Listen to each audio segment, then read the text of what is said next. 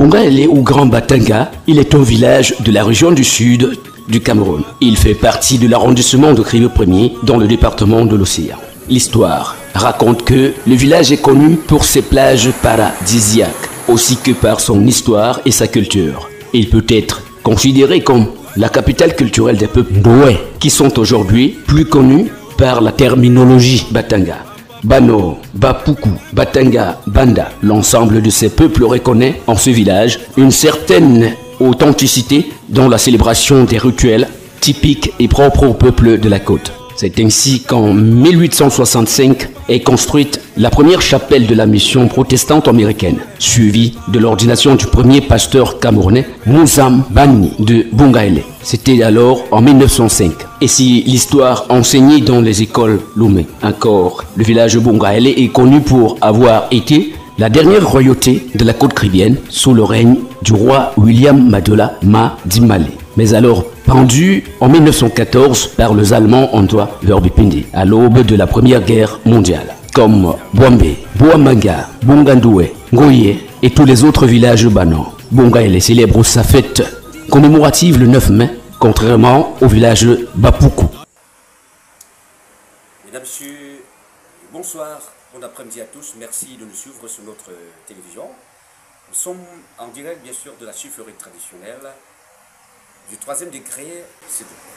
Et là, nous sommes à la rencontre notamment d'un jeune hyper talentueux, Monsieur Lobé, et Douma Franklin Gildas. Il a choisi bien sûr de nous accueillir ce jour pour qu'on puisse notamment comprendre les contours, les pourtours de la chefferie, notamment également de l'histoire, si vous voulez, l'historicité notamment de la communauté Batanga. On a fait un long périple pour arriver. Déjà, voyez le confort qui est mobilisé pour nous accueillir ici. Tout le staff est mobilisé. Mesdames, Messieurs, merci de nous suivre. Je m'en vais bien sûr dire bonsoir à Monsieur Sa Majesté Lobé. Bonsoir. Bonsoir, Monsieur Tout. Comment vous allez? Regardez la caméra. Très bien, merci à vous. Merci beaucoup. Nous sommes très contents, bien sûr, d'accepter votre invitation et surtout de nous recevoir chez vous. Ça vous fait quoi de recevoir toute une équipe pour un télé-reportage? Tout d'abord, je suis euphorique. Le fait d'avoir porté un intérêt à ma chefferie traditionnelle du village Bongaele, communément connu sous l'appellation de Grand Batanga 2. Alors, chez vous, qu'est-ce qu'on mange généralement? Chez nous, le mets favori, c'est le bandia. Le bandia, ça veut dire fait quoi? à base du poisson, un peu d'eau, du citron et du piment. Lorsqu'on a consommé tout cela, qu'est-ce qui nous arrive? Est-ce qu'on dort bien ou quoi? On dort tranquillement. On dort tranquillement. Alors, avec vous, nous allons évoquer bien sûr l'histoire, n'est-ce pas, de la chefferie. Nous allons également évoquer dans un second temps l'histoire de votre de la fête traditionnelle et culturelle du peuple Batanga. Et dans le même temps, on essayera bien sûr de parler d'autres choses. Mais revenons tout de suite pour parler de votre chefferie. Aujourd'hui, vous êtes bien sûr chef de cette grande chefferie du 3e degré. Comment avez-vous appris l'histoire de la chefferie? Comment vous y êtes entré? Tout d'abord, on est chef à travers les gènes. Et au départ, mon père m'amenait constamment au village, puisque je suis né et j'ai grandi à Douala.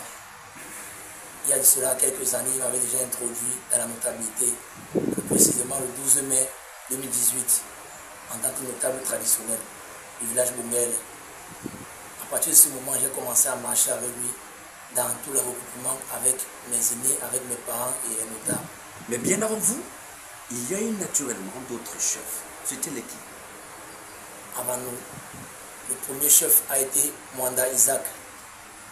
Après Mwanda Isaac, le second, Lobé Moussambani Franklin. Après Lobé Moussambani Franklin, il y a eu Idouma Maurice.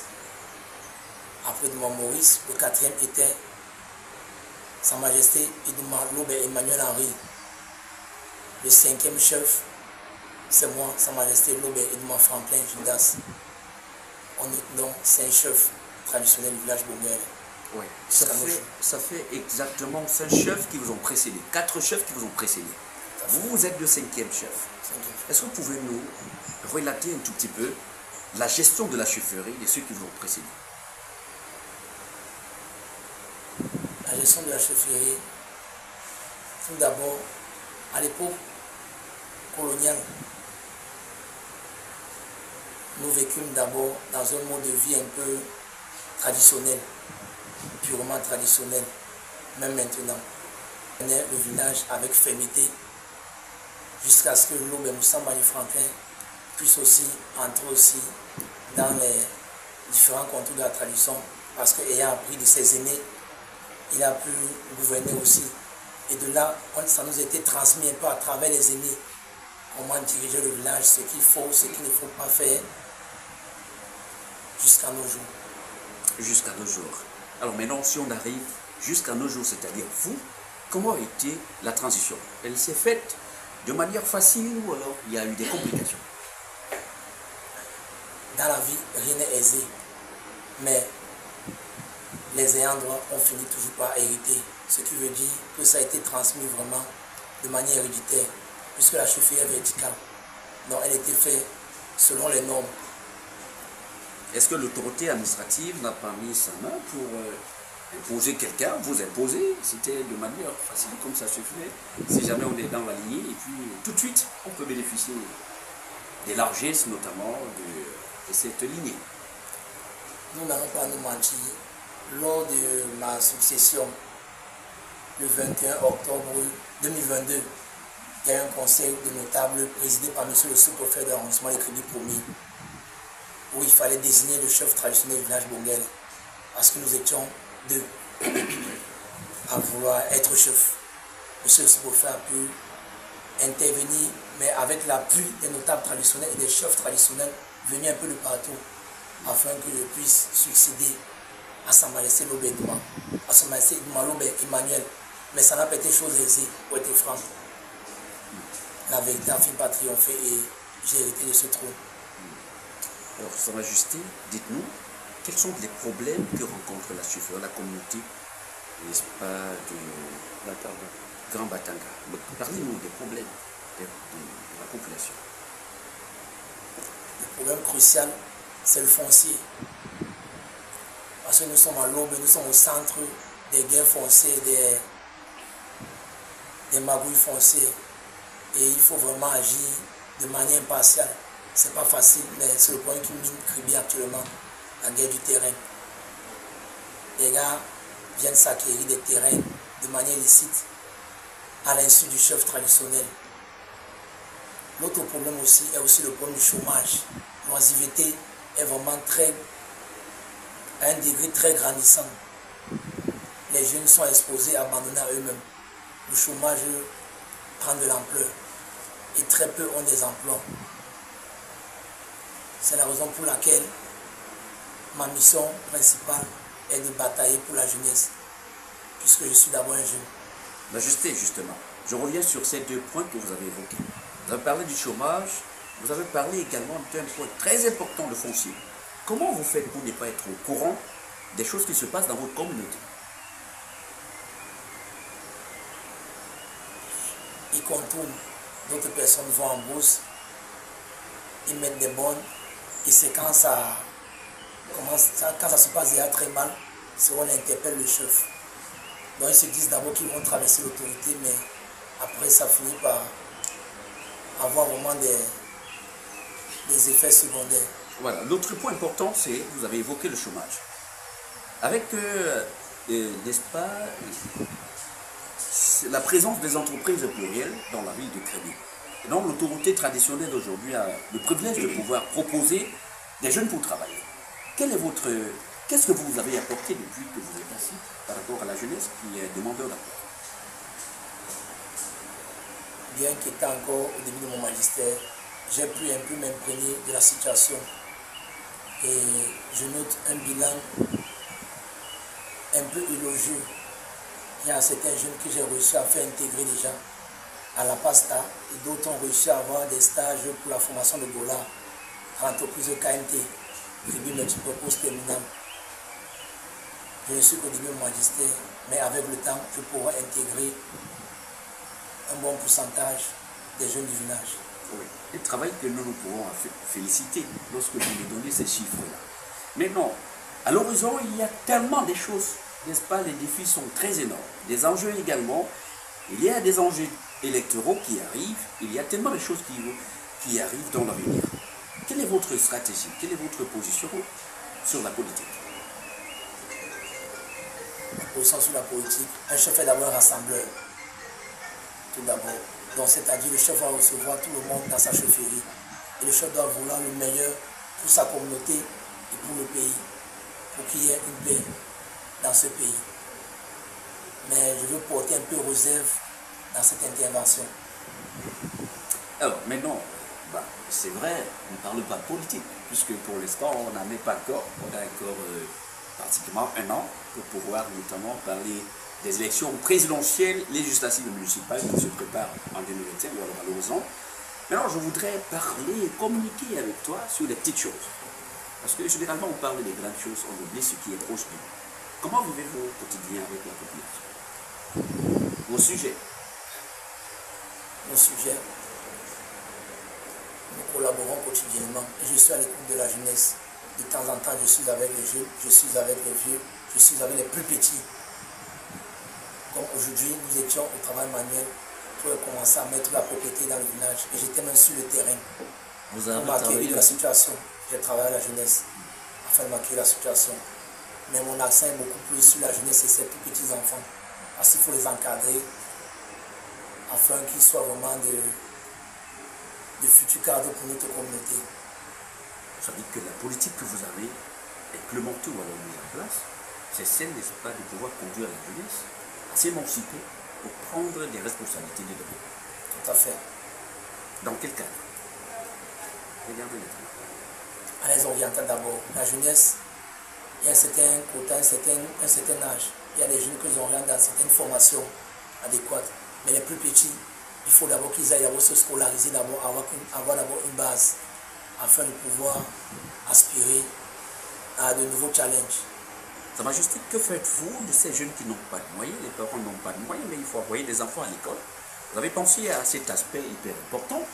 Et sinon, quelle est la politique que vous pouvez implémenter pour que ces jeunes-là aussi puissent bénéficier de cet argent? Ces jeunes qui n'ont pas le moyen, tout d'abord, j'essaie de me rapprocher un peu de certains facilitateurs et de les apporter mes conseils. Quitte à eux maintenant de répondre, je verrai maintenant comment les intégrer. Mais c'est une politique que je mène en sous-marin. Merci de ne pas en parler avec moi. Maintenant, on va sauter tout de suite pour faire un bond dans la culture. La culture, toutefois, on parle maintenant de la fête culturelle et traditionnelle du peuple Batanga. Dans les autres cas, vous n'étiez pas chef, vous avez vécu quand même cette période, ces épopées de la fête culturelle et traditionnelle du peuple Batanga. Quel est le regard que vous portez sur les précédentes organisations de cet événement? Les présentes organisations de cet événement qui est la fête commémorative du peuple Batanga, communément appelé le Maï, je porte d'abord des observations positives, bien que n'étant pas toutes parfaites, mais on essaie de s'améliorer. On essaie de s'améliorer, c'est-à-dire parce qu'il y a souvent certains mécontentements par rapport à notre organisation. Puisque le Maï est organisé dans tout Kribi, les Bano, c'est-à-dire Boamanga, Tala, Lobi, Boambe, Bongele, Bongandwe, Boamie, Ngoye. Et le Maï est organisé dans le groupement Batanga Sud, où il y a les villages Bongele, Lobi et Boambe. Il y a aussi le groupement Batanga Lové qui organise le Maï, que vous connaissez beaucoup. Oui, Boamanga, Tala. Mais moi, je suis beaucoup plus dans le cadre de Bongele. C'est un peu triste de voir, nous fêtons un peu le Maï en rang dispersé. D'autres ont toujours l'habitude de penser que nous fêtons tous le Maï ensemble, mais nous aspirons qu'un jour nous allons pouvoir fêter le Maï. Sa Majesté, selon vous, qu'est-ce qui provoque ce mécontentement dans l'organisation? Le mécontentement, il y a des choses qui ne peuvent pas trop s'expliquer vraiment ouvertement, on dit vrai. Il y a des choses un peu compliquées à comprendre. Ça relève beaucoup plus d'un groupe restreint de certaines personnes.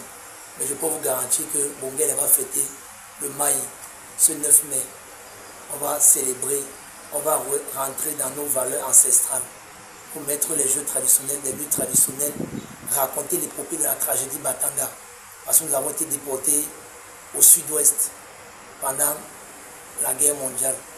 Et il faut remettre un peu ça, il faut raconter à nos enfants, il faut transmettre ça. Comment nos parents vécurent heureux là-bas. Majesté, il faut faire cette transmission vers la jeune génération. Mais comment? Nous avons déjà des récits, nous avons commencé à apprendre déjà aux plus petits et aux jeunes. Ils ont déjà des récits, ils sont en train d'apprendre déjà. Et d'ici peu, ils vont réciter devant tout le village, devant les amis, devant les autorités, comment le peuple Batanga a souffert, comment le peuple Batanga a été martyrisé, comment le roi Madola a travaillé, s'est battu pour sa communauté. Le roi Madola, que sans toutefois faire l'apologie de Bongele, le roi Madola est issu du village Bongele, le roi de tous les Batanga. C'est un Bovard, nous avons la même lignée. C'est lui qui commandait tous les Batanga, même ceux de la ville, dépendaient de Bongele. Il y a ce débat-là qui, n'est-ce pas, j'enjeu notamment toutes les plateformes de débat et partout. On se pose des questions où exactement on a enterré le roi Madola. Est-ce que c'est dans celui-là que c'était vous? Pour vous répondre clairement, le roi Madola a son mausolée ici à Bongele. Il y a un mausolée qui a une forme pyramidale. C'est son mausolée là-bas. Il était tué en Doua là-bas. C'est en Doua qu'on l'a tué. Oui. On l'a enterré là-bas. Là-bas en Doua? En Doua, sur les Ngumba. Dans, mais après, on l'a ramené ses restes maintenant ici à Bongele. Il y a son mausolée qui est une forme pyramidale ici au village Bongele. Après combien de temps, par exemple, on a ramené ces restes?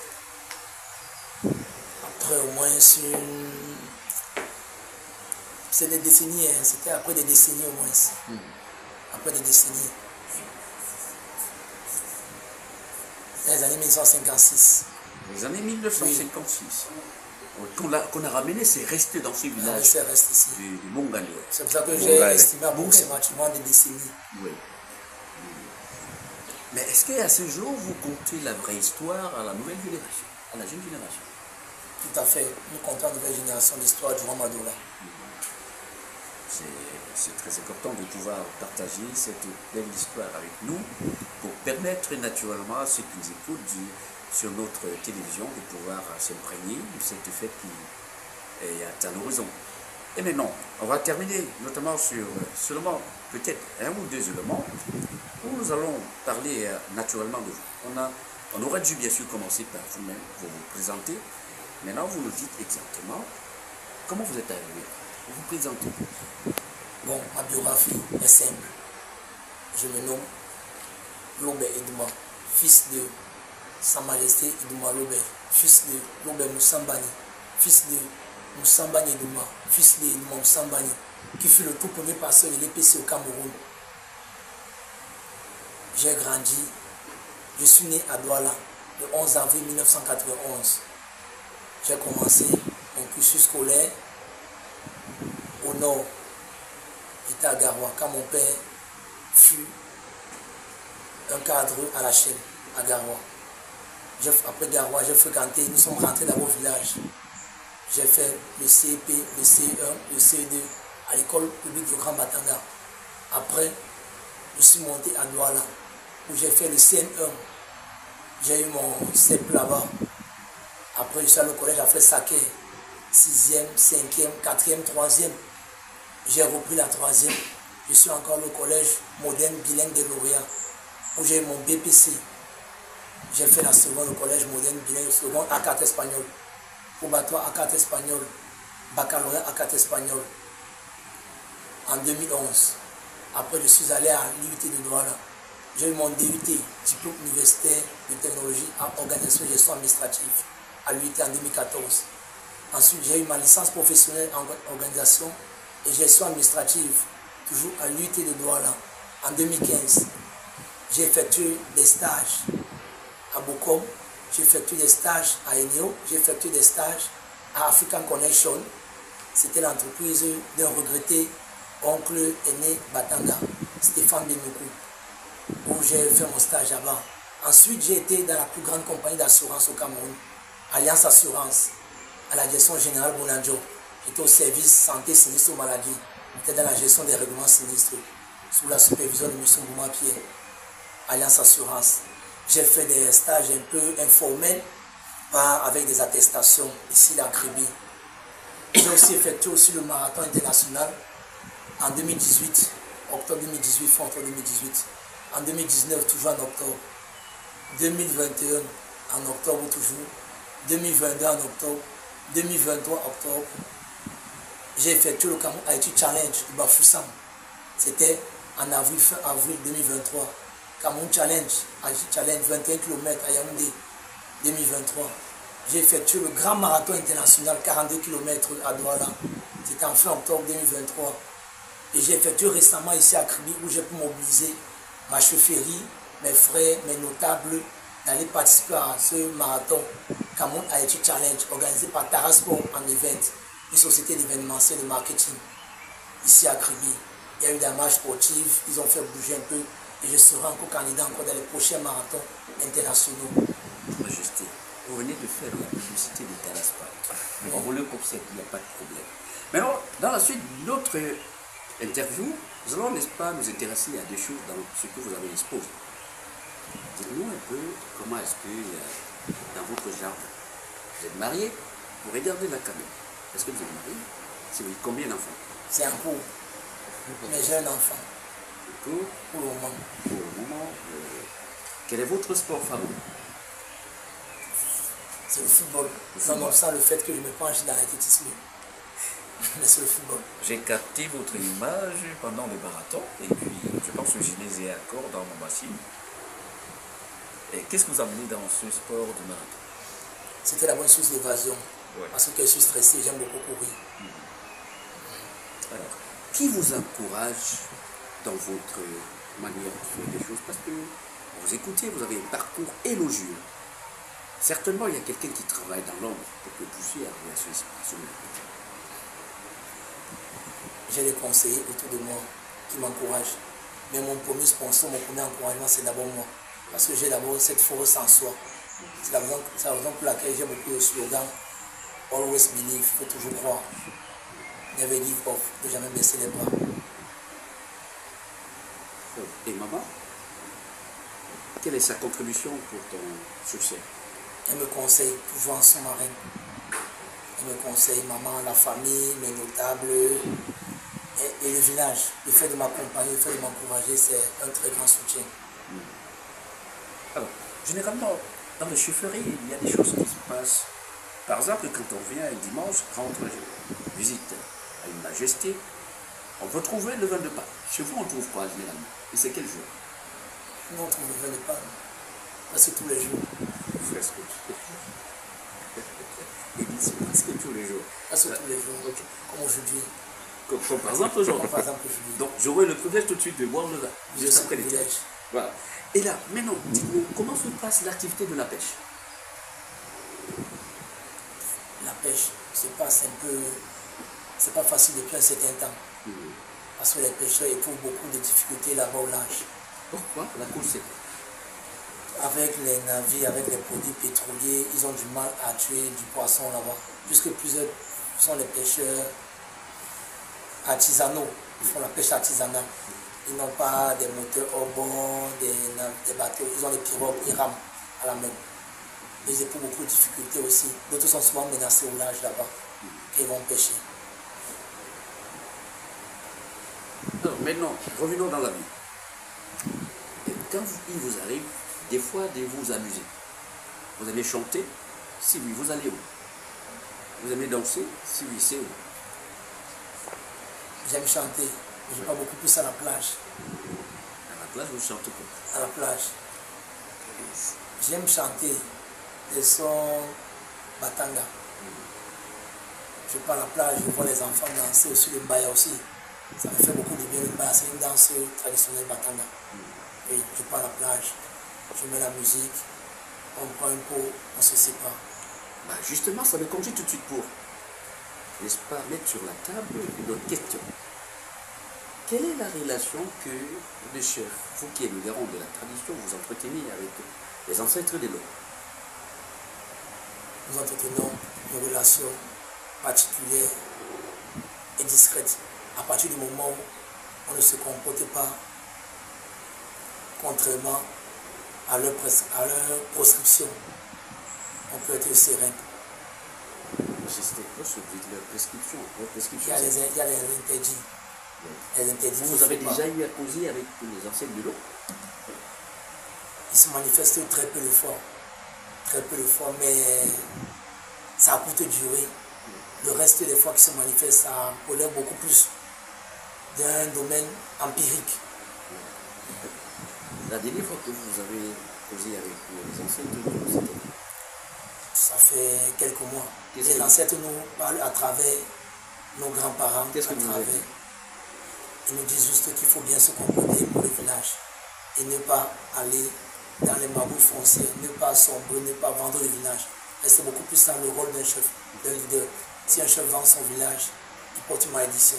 Mais si un chef se comporte comme ça, qui dit la vérité, alors là, ça sera bien. Mais le reste maintenant des causeries, maintenant, ça relève beaucoup de mystères. Des choses que vous ne pouvez pas partager avec Oui, on va partager ouvertement. Alors, maintenant, il y a un autre phénomène qui prend de l'ampleur. De plus en plus, la chefferie du centre et du sud est en train de perdre, n'est-ce pas, sa sacralité. Vous êtes au courant? Non, je suis pas au courant. Moi, je suis au courant de ma chefferie. Je m'implique d'abord pour ma chefferie. Parce qu'il faut d'abord balayer sa propre maison avant de balayer ailleurs.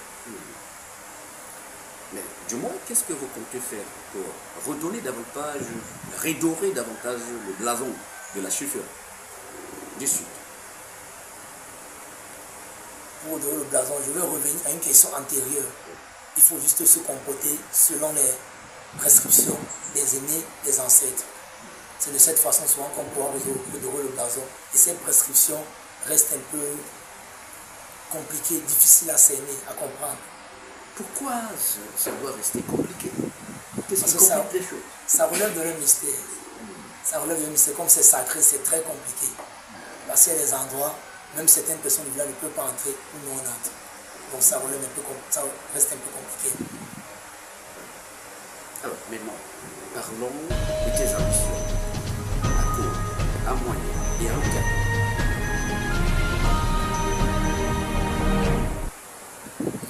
Mes ambitions à court, à long et à moyen terme, c'est de voir ma jeunesse s'épanouir, de voir ma jeunesse s'impliquer, participer au développement de ce pays, de voir ma jeunesse intégrer les entreprises riveraines qui viennent s'implanter à Krébé. C'est de cette façon que je serai euphorique.